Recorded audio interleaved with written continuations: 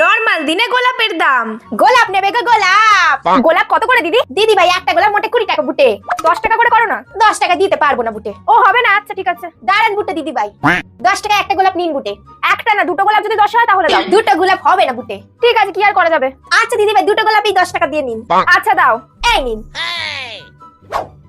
আজকে বেশ কমই গোলাপ দুটো পেয়ে গেলাম। রোজ খেতে গোলাপের দাম।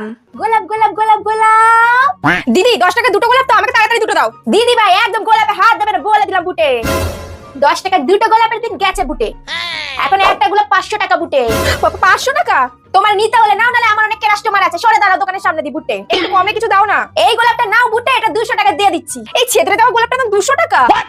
50 টাকার মধ্যে কিছু দেখাও না। 50 টাকার এই ফুলটাই হবে বুটে। এটা তো 10 বছর পুরনো গোলাপ লাগছে, কেমন ছাদ পুরো পড়ে গেছে। আপনাকে নিতে হবে না, আপনি যান তো দিদি ভাই বুটে। আজকে মনে হয় গোলাপ ছাড়াই প্রেম করতে হবে। এই গোলাপ নেবে গো গোলাপ গোলাপ গোলাপ।